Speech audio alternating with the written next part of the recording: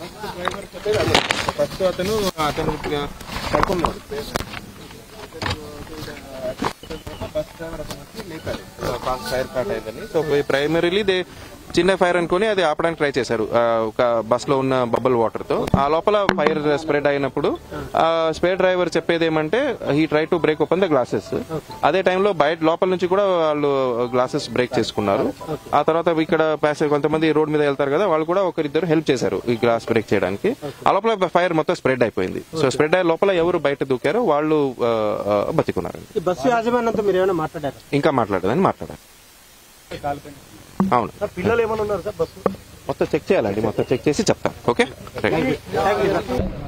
ఏ సమయంలో 3 o'clock వచ్చింది, 2:45 వచ్చింది, 3 అయింది దగ్గర. హైదరాబాద్ నుంచి ఇక్కడ రావడానికి ఇప్పుడు మేము అప్పుడే బయలుదేరాం, 3:30 బయలుదేరాం, ఇప్పుడు వస్తున్నాం, 7 అయింది. అంటే ఈ నలుగురితో పాటు మీకు తెలిసిన వాళ్ళు ఎవరు లేరు మాకు, 4 ఉన్నారు, 4 చనిపోయారు. అంటే మొత్తం ఒకే కుటుంబ సభ్యులు?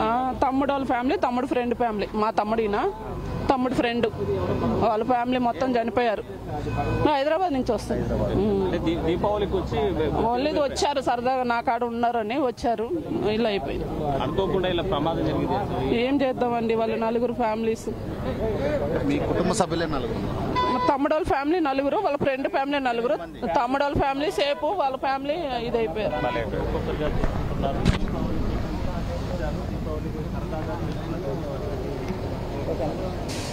ఏదైతే కర్నూలు దగ్గరలో జరిగినటువంటి బస్సు అగ్ని ప్రమాదంలో కొంతమంది కుటుంబ సభ్యులు ఇక్కడికి చేరారా? కుటుంబ సభ్యులు వివరాలు కనుక్కుందాం. అక్క, మీ కుటుంబ సభ్యులు ఎవరు వచ్చారక్క? తమ్ముడు భార్య, పిల్లలు 2. ఏ ఊరక్క? నెల్లూరు. మాది హైదరాబాద్ నుంచి వచ్చాము. హైదరాబాద్ నుండి ఎక్కడికి వెళ్తున్నారు? బెంగళూరు. బస్సు బెంగళూరే కదండి. మీ కుటుంబ సభ్యులు ఎంతమంది మృతి చెందారు? 4 సేపు, 4 ఇదైపోయారు. ఇప్పుడు వాళ్ళు సేఫ్ ఉన్న వాళ్ళు హాస్పిటల్లో ఉన్నారా? ఉన్నారు, 3. తమ్ముడిన.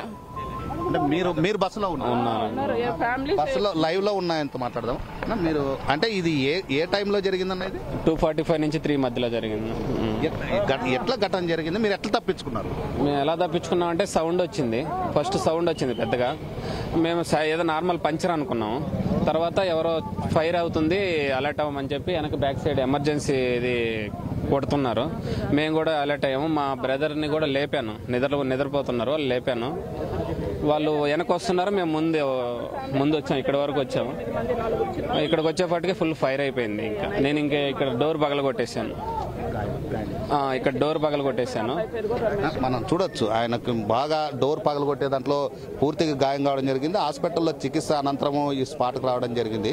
ఈ స్పాట్లో అంటే ఎమర్జెన్సీగా రాత్రి సమయంలో ఈ ఘటన చోటు చేసుకోవడం. ఎంతమంది బస్సులో ప్రయాణిస్తున్నారు? నాకు కరెక్ట్గా ఐడియా లేదండి. 42 నెంబర్స్ అని అంటున్నారు. అందులో ఒక 15 నెంబర్స్ సేవ్ అయ్యారు అంత. మొత్తం అంటే పిల్లలు ఏమన్నా కొంత ప్రయత్నం అంటే అప్పుడు ఆర్తనాదాలు కొంత ఏమన్నా బయటకు వచ్చే ప్రయత్నాలు చేసినారా? చేసే ఛాన్సెస్ లేదండి, ఛాన్సెస్ అవ్వలేదు. ఫుల్ ఫైర్ అయిపోయింది, ఒకేసారి ఫైర్ అయిపోయింది. అంత 1 minute-లోనే అంత అయిపోయింది. అందరు నిద్రలోనే ఉన్నారు, మాక్సిమం అందరు నిద్రపోతున్నారు. సౌండ్ వచ్చినా కూడా నార్మల్ సౌండే అనుకున్నారు తప్ప ఇట్లా జరుగుతుందని ఎవరు అనుకోలేదు. ఎమర్జెన్సీ డోర్ ఒక్కటే ఉన్నదా లేకుంటే ఎమర్జెన్సీ? అక్కడ ఫ్రంట్ డోర్ ఓపెన్ కాలేదండి, ఈ పొగ వల్ల తెలియదు ఎందుకో అది ఓపెన్ కాలేదు. ఇంకా మేము అందరం బ్యాక్ సైడ్ వచ్చాం, అక్కడి నుంచి బ్యాక్ సైడ్ వచ్చాం. బ్యాక్ సైడ్ డోర్ ఓపెన్ కాకపోయాక ఈ డోర్ పగలగొట్టాను నేను. డోర్ పగలగొట్టి నాతో మా నలుగురితో పాటు ఇంకొక 3 అందులో నుంచి బయటకు వచ్చారు. నేను పగలగొట్టిన డోర్లో నుంచి ఇంకా 4 వచ్చారు. మీ ఒక ఆయన హిందూపూర్ నుండి వచ్చి ఆయన కొంతమందిని కార్లో తీసుకెళ్లాడు అంటున్నారు, అది వాస్తవమేనా? కొంత సేఫ్ గా మేము కార్లో హాస్పిటల్కి తీసుకెళ్ళాడు. ఇక్కడ నుంచి హాస్పిటల్కి తీసుకెళ్ళాడు. నంద్యాల పోయే వ్యక్తి ఒక కార్లో ఒక 6 మందిని సేఫ్ చేశాను, ఆయన తీసుకెళ్ళినాడు అన్నారు. లేట్ అయిపోయింది, ఆ బాబుకి పొగంతా వెళ్ళిపోయింది మా బాబుకి, అందువల్ల ఇబ్బంది పడుతున్నాడని మేము రిక్వెస్ట్ చేస్తే అతను వచ్చాడు. చిన్న పాప సేఫ్? సేఫ్, చిన్న గాయాలు ఏం కాదు, బాగున్నారు. ఇంకా మా ఫ్యామిలీ మెంబర్స్ 4 మిస్ అయ్యారండి, అదే ప్రాబ్లం. వీళ్ళంతా ఏ జిల్లాకు సంబంధించి? మేమంతా నెల్లూరు డిస్టిక్. హైదరాబాద్ టు బెంగళూరుకి వెళ్తున్నారు? హైదరాబాద్ నుంచి బెంగళూరు వెళ్తున్నాం. మేము ఉండేది బెంగళూరులోనే, మేము హైదరాబాద్కి లీవ్స్ ఉంటే వచ్చాము, మళ్ళీ రిటర్న్ అయ్యేటప్పుడు ఇలా జరిగింది. ఏదైతే హైదరాబాద్ నుండి బెంగళూరుకి వెళ్తున్న ఆ సందర్భంలో ఈ ఘటన జరిగిందని ప్రత్యక్ష సాక్షి ఎవరైతే బస్సులో ఉన్నటువంటి సాక్షి చెబుతూ ఉన్నాడు. అర్ధరాత్రి సమయంలో ముందర డోరు తెరవకపోవడము, అదేవిధంగా బ్యాక్ డోర్ ద్వారా మేము పగలగొట్టుకొని గ్లాసు పగలగొట్టుకొని బయటకు రావడంతో చెయ్యిగానే గాయం కావడం జరిగింది. మనం ఎక్స్క్లూజివ్గా మనం చూడొచ్చు. ఏదైతే గాయమైందో ఆ గాయానికి సంబంధించి ఆ చేత్తో బలంగా కొట్టడంతో గ్లాస్ పగిలిపోయింది. అప్పుడు సురక్షితంగా బయటపడ్డామనేది ఎవరైతే ప్రత్యక్ష సాక్షి ఉన్నాడో చెప్తున్న సందర్భం. ఇది కర్నూలు జిల్లాలో బస్సు ప్రమాదంకు సంబంధించిన తాజా పరిస్థితి. కెమెరామెన్ రమేష్తో టీజీ ప్రసాద్, 10 టీవీ, కర్నూలు జిల్లా. అయితే ఈ కర్నూలు దగ్గర 20 కిలోమీటర్ పరిధిలో బస్సు పూర్తిగా దగ్ధం కావడం జరిగింది. బస్సులో ప్రయాణిస్తున్నటువంటి వ్యక్తి గ్లాసు అద్దం పగలగొట్టుకొని ఏదైతే ఎమర్జెన్సీ డోర్ ద్వారా బయటకు రావడం జరిగింది. మనం చూడొచ్చు, ఈ ప్రత్యక్ష సాక్షి ఉన్నాడు, ఆయన చెయ్యిగాని గాయం కావడం జరిగింది. మనం స్క్రీన్ మీద చూడొచ్చు. ఈ మొత్తం పూర్తిగా ఏదైతే చెయ్యి ఉందో చెయ్యి గ్లాసు పగలగొట్టడంతోనే బయటికి ప్రాణాలతో బయటపడ్డారు. ఆయనతో పాటు మొత్తం కుటుంబం 8 మంది వస్తున్నారు. 8 మందిలో 4 సురక్షితంగా బయటపడ్డారు. ఇంకా 4 సజీవ దహనం కావడం జరిగిందని మనం మాట్లాడే ప్రయత్నం చేద్దాం. ఏదైతే బస్సులో ప్రయాణిస్తున్నటువంటి నెల్లూరుకి సంబంధించినటువంటి వాసి ప్రత్యక్షంగా మనతో ఉన్నారు, ఆయనతో మాట్లాడే ప్రయత్నం. అన్న, ఏం జరిగింది? ఎక్కడి నుండి వస్తున్నారు మీరు? నైట్ ఏం జరిగింది? మేము నైట్ 10:30కి హైదరాబాద్లో స్టార్ట్ అయ్యాము. ఇక్కడ 2:45, 3 మధ్యలో ఈ ఇన్సిడెంట్ జరిగింది. మీరు ఇప్పుడు మీతో పాటు మీ వాళ్ళు మృతి చెందారు. ఎట్లా బయటపడ్డారు మీరు? మేము ఎట్లా బయటపడ్డామంటే అక్కడ ఎమర్జెన్సీ డోర్ దగ్గర డోర్ పగలగొట్టాను. డోర్ పగలగొట్టి 4గురిని సేవ్ చేశాను. ప్లస్ నాతో పాటు ఇంకొక 3 సేవ్ అయ్యారు. ఇంకా మిగతా వాళ్ళంతా అక్కడ ఉండిపోయారు. ఎంతమంది ప్రయాణిస్తుండొచ్చు ఒక అంచనా? 42 మెంబర్స్. 42 మెంబర్స్లో ఎంతమంది సురక్షితంగా పడ్డారు మీ అంచనా? 15 15 మంది. ఇంకా మిగతా వాళ్ళంతా ఇంకా తర్వాత చూస్తే కానీ తెలియదు. నాకు తెలిసి 15 మంది అంతే. మీది ఏ ప్రాంతము, ఎక్కడి నుండి వస్తుంది? మేము హైదరాబాద్ నుంచి బెంగళూరు వెళ్తున్నాం. మీది నెల్లూరు అన్నారు కదా. నెల్లూరు మీ కుటుంబ సభ్యులు ఎంతమంది ప్రయాణిస్తున్నారు? మా కుటుంబ సభ్యులు 4, మొత్తం టోటల్ 8 మెంబర్స్. 4 సేవ్ అయ్యాం, 4 అక్కడ బస్సులో ఉండిపోయారు. వీళ్ళు బాధ చూడలేని పరిస్థితి. వాళ్ళ కుటుంబ సభ్యులు మృతి చెందడము. ఒక మహిళ ఉంది, ఆమె పూర్తిగా ఆవేదనకు గురవుతుంది, ఏడుస్తున్న పరిస్థితి కనిపిస్తూ ఉంది. ఇది మొత్తము రాష్ట్రాన్నే ఒక దిగ్భ్రాంతిని కలిగించేటువంటి ఘటన. ఇలాంటి ఘటన జరగడానికి ప్రధాన కారణం దీంట్లో ఎమర్జెన్సీ ఏదైతే ముందు డోర్ ఉంటుందో డోర్ ఓపెన్ కాకపోవడం ఒక ఘటన ఇది అనింది. అదేవిధంగా రాత్రి సమయంలో నిద్రమత్తులో ఉండడం కానీ ఒక కారణం అనేది చెబుతూ ఉన్నారు. ఏదైతే ఈ ఘటన ఉందో మొత్తం చూస్తే మాత్రం అసలు ఒక భయానికి గురయ్యే పరిస్థితి స్పష్టంగా కనిపిస్తుంది. మొత్తం పూర్తిగా బస్ అంతా పూర్తిగా దగ్ధం కావడం జరిగింది. ఇప్పటికీ ఫైర్ ఇంజన్ ఇంకా వాటర్ కొట్టినప్పటికీ ఇప్పటికీ ఇంకా కొన్ని చోట్ల అగ్గి వస్తున్న పరిస్థితి స్పష్టంగా కనిపిస్తూ ఉంది. మొత్తం ముద్దలైన పరిస్థితి. ఏదైతే మనం ఇక్కడ జిల్లాకు సంబంధించినటువంటి అధికార యంత్రాంగం, కలెక్టర్లు, అదేవిధంగా ఎంపీలు ఇక్కడికి రావడం జరిగింది. ఎంపీలతో మాట్లాడే ప్రయత్నం చేద్దాము. ఏదైతే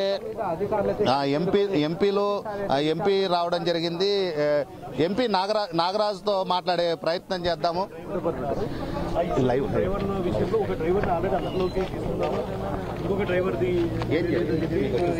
కర్నూలు హైదరాబాద్ టు బెంగళూరు వెళ్తున్నటువంటి బస్సు ప్రయాణంలో దాదాపు 40 మంది కావేరీ ట్రావెల్స్ ఎక్కినారు.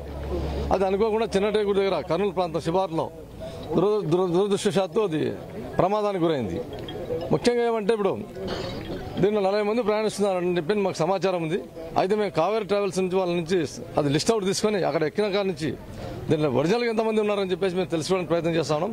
ఇప్పటికే 11 మంది క్షతగాత్రులు గవర్నమెంట్ జనరల్ హాస్పిటల్లో కర్నూలులో చేరారని చెప్పి తెలిసింది. అంతేకాక 3 మాత్రం ప్రైవేట్ హాస్పిటల్లో ఉన్నారు. అంటే దాదాపు 14 మంది వాళ్ళు చికిత్స తీసుకుంటూ ఉన్నారు. కాబట్టి దీంట్లో ఎంతమంది నిజంగా ప్రయాణం చేస్తున్నారు, వాళ్ళు ఎంతమంది చనిపోయారనే డాటా లిస్టును తీసుకున్న తర్వాత సేకరించిన తర్వాత మనకు తెలుస్తుందని చెప్పేసి తెలియజేస్తా ఉన్నాను. ఈ ఏదైతే ఎంపీ ఉన్నారు, తర్వాత ఎమ్మెల్యే గౌరవ్ చరిత గారు ఇక్కడికి చేరుకోవడం జరిగింది. ఇక్కడ ఉన్నటువంటి పరిస్థితుల్ని చూస్తూ ఉన్నారు.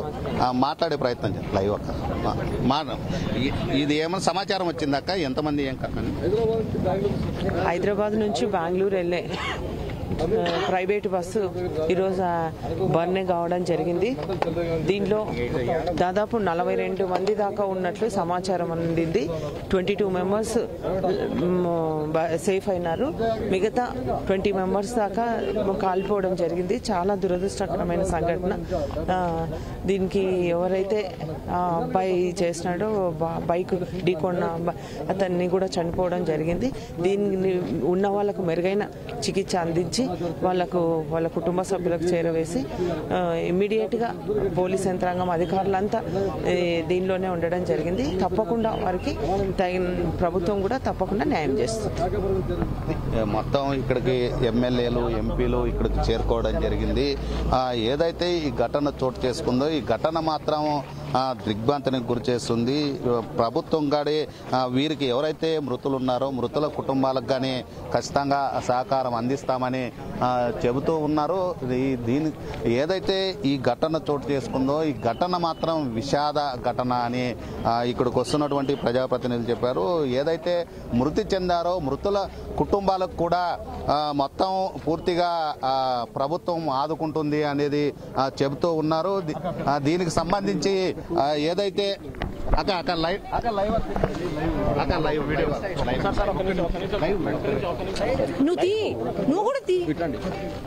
ఏం జరిగిందట మీకు వచ్చిన సమాచారం? అదే పొద్దున 3:30 ఆ ప్రాంతంలో ఇక్కడ యాక్సిడెంట్ జరగడం జరిగింది. ఆ బైక్ ని ఢీ కొట్టడము, ఆ బైక్ కూడా లోపలికి వెళ్ళిపోయి ఫ్యూయల్ ట్యాంక్ ని ఢీ కొట్టడము, ఆ ఫ్యూయల్ ట్యాంక్ ని ఢీ కొట్టగానే అది పేలడము. మనకు అందరికీ తెలుసు ఫ్యూయల్ గనక అంటుకుంటే వితిన్ మినిట్స్ అదే అంటుకుంటుంది. అది ఆ టైంలో అందరూ ప్రయాణికులు పడుకొని ఉంటారు. నాకు తెలిసి వాళ్ళు కొంతమంది అక్కడ విండోస్ బ్రేక్ చేసుకొని బయటపడడం జరిగింది. ఇప్పుడు వరకు దాదాపు 40 మంది ఉన్నారు ప్రయాణికులు. దాంట్లో 19 మందిని మేము అక్కడ హాస్పిటల్కి షిఫ్ట్ చేసి సేవ్ చేయగలిగాము. ఇప్పుడు మాత్రం మీరు గమనిస్తే ఆ బాడీస్ పూర్తిగా కాలిపోవడంతో మనము ఐడెంటిఫై చేయలేకపోతున్నాము. కాబట్టి ఎవరు అనేది గుర్తించడము మేబీ ఇంకొక గంట 2 గంటల్లో తెలుస్తుంది. కానీ చాలా దారుణమైన సిచ్యువేషన్ ఇక్కడ జరుగుండకూడదు. చాలా బాధాకరమైన సంఘటన ఇది. అదే మొత్తానికి 40 మంది ఆల్మోస్ట్ 40 మంది ఉంటారు. దాంట్లో 19 మంది మాత్రం హాస్పిటల్లో ఉన్నారు. అంటే మిగతా వాళ్ళను ఇంకా ఐడెంటిఫై చేస్తున్నాం మేము. మొత్తం ఇంకో 1-2 గంటల్లో మనకు తెలుస్తుంది. పాటు అనేక మంది పోలీసులు ఇక్కడికి వచ్చి మొత్తం పూర్తిగా సేకరణ చేస్తున్న సందర్భం కనిపిస్తూ ఉంది. ఏదైతే కొంతమంది పత్తికొండ డిఎస్పీ వెంకటరామయ్య ఉన్నారో ఆయనతో మాట్లాడే ప్రయత్నం చేద్దాం. సార్ ఏం జరిగింది సార్? ఈ ఘటన ఎట్లా జరిగింది? ఏ టైంలో జరిగింది?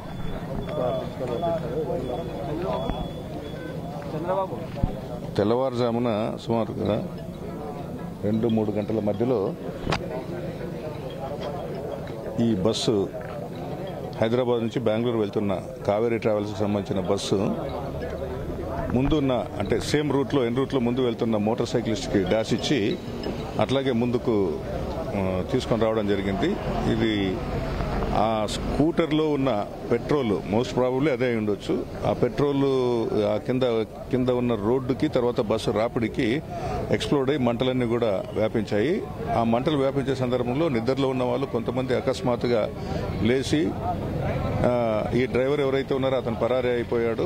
ఇంకొక డ్రైవర్ ఎవరైతే ఉన్నారో సపోర్ట్ డ్రైవర్, ఆ డ్రైవర్ గారు మిగతా ఉన్న ప్యాసింజర్స్ ముందుగా అలర్ట్ అయిన ప్యాసింజర్స్ అందరూ కూడా సుమారు ఒక 15-16 మంది దాకా ఇప్పటిదాకా కిందికి ఎస్కేప్ అయ్యారు. వాళ్ళందరూ కూడా కొంత మైనర్ ఇంజురీస్తో బయటపడడం జరిగింది. రిమైనింగ్ దాదాపు ఒక 20 మెంబర్స్ దాకా అది పూర్తిగా ఇంకా అంచనాకు రావాల్సి ఉంది. 20 మెంబర్స్ దాకా ఈ బయటికి రాలేక ఆ మంటల్లో చిక్కుకొని అందరూ కూడా చనిపోయినట్లుంది.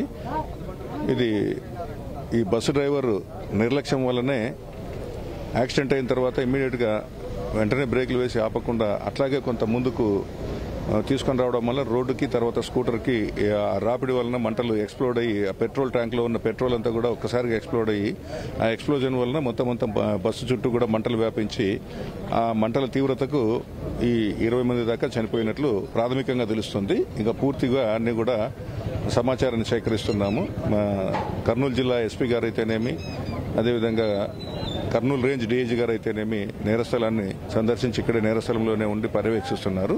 దీని పూర్తి ఫిర్యాదు నమోదైన తర్వాత పూర్తి స్థాయిలో ఇన్వెస్టిగేషన్ చేసిన తర్వాత పూర్తి వివరాలు బయటకు వస్తాయి. ఇప్పుడు హైదరాబాద్ నుండి బెంగళూరుకి వెళ్తున్నారు. మొత్తం ఈ బస్సులో ఎంతమంది ప్రయాణికులు ప్రయాణిస్తున్నారనే ప్రాథమిక సమాచారం వచ్చింది. ఎంతమంది సురక్షితంగా బయటపడినారు, ఏ ప్రాంతం వాళ్ళు బయటపడినారు అనేది మీకు వచ్చిన సమాచారం? ఇప్పటిదాకా ఇక్కడ ఉన్న అందుబాటులో ఉన్న అతనైతే హైదరాబాద్, అతని ఫ్యామిలీలోనే ఇద్దరు భార్యాభర్తలు, అతని తమ్ముడు, అతనికి సంబంధించిన తమ్ముడి భార్య, ఇద్దరు పిల్లలు చనిపోయారని చెప్పేసి అంటున్నారు. సో హైదరాబాద్ నుంచి బెంగళూరుకు పోయే వాళ్ళు ఉన్నారు. అవన్నీ కూడా వారికి సంబంధించిన వివరాలు 39 మెంబర్స్ టికెట్ బేసిస్ పైన పోతున్నారు. ఆ 9 మెంబర్స్ కాకుండా పిల్లలు ఎంతమంది ఉన్నారు, తర్వాత ఈ బస్సు డ్రైవరు, సపోర్ట్ డ్రైవరు, వీళ్ళతో కలిసి 41 మెంబర్స్ ఉన్నారు. చిన్నపిల్లలు కాకుండా 41 మెంబర్స్ దాకా ఉన్నారు. అందులో ఇప్పుడు ఒక 15 మెంబర్స్ దాకా కూడా ఆసుపత్రిలో చికిత్స పొందుతూ ఉన్నారు. వారికి ఎలాంటి ప్రాణాపాయ పరిస్థితి లేదు. సో ఇక్కడ ఉన్న వాళ్ళందరూ కూడా దాదాపు రిమైనింగ్ ఒక 20 మెంబర్స్ దాకా చనిపోవడం అనేది జరిగింది. కొంతమంది ఎవరైతే చికిత్స పొందిన వాళ్ళు తమ గమ్యస్థానానికి చేరుకున్నారు అనేది సమాచారం అంటుంది. అది అసర్టైన్ చేసుకోవాలా, ఎంతమంది గమ్యస్థానానికి చేరుకున్నారు, ఎంతమంది ప్రాథమిక చికిత్స తీసుకొని వెళ్ళిపోయారు అనేది అసర్టైన్ చేసుకోవాలా. ఇప్పటికైతే ఒక 15 మంది పేర్ల దాకా మా వాళ్ళు అసర్టైన్ చేసుకున్నారు. ఏదైతే ఈ ఘటనకి సంబంధించి టూ వీలరు ఢీకొనడము, టూ వీలర్ ఢీకొనిన తర్వాత బస్సు ఏదైతే ఢీకొనిందో అక్కడే ఈ బస్సు నిలిపివేసింటే ఈ ఘోర ప్రమాదం చోటు చేసుకునేది కాదు అనేది పత్తికొండ డిఎస్పీ వెంకటరామయ్య చెబుతున్న సందర్భం. మొత్తం ఇక్కడ పోలీస్ అధికార యంత్రాంగం పూర్తిగా ఇక్కడ రావడం జరిగింది. ఇక్కడ పరిశీలన చేస్తున్నారు. ఏదైతే ఈ ఘటన చోటు చేసుకుందో ఈ ఘటనలో దాదాపు 40 మందికి పైనే ఉన్నారు. 15 మంది సురక్షితంగా బయటపడ్డారు. మిగతా వారంతా ఎంతమంది మృతి చెందారు అని పూర్తిగా డేటా రావాల్సి ఉంది. అది దాదాపు పిల్లలు, ఒక చిన్నారి కూడా సురక్షితంగా బయటపడింది అనేది గత 10 నిమిషాల క్రితం 10 టీవీతో ఎక్స్క్లూజివ్ మాట్లాడిన సందర్భంలో తన కుటుంబ సభ్యులు చిన్నారి సురక్షితంగా చిన్న గాయాలతో బయటకు రక్షించుకున్నామనేది చెప్తూ ఉన్నారు. అయితే ఈ ఘటన మాత్రం పూర్తిగా డ్రైవర్ నిర్లక్ష్యమే ప్రధాన కారణం అనేది ప్రాథమికంగా డిపార్ట్మెంట్ ఒక అంచనా వేయడం జరిగింది. ఏదైతే ఈ టూ వీలర్ని ఢీకొనిన తర్వాత టూ వీలరు ఘటన ఏదైతే ఆ ప్రాంతం ఉందో అక్కడే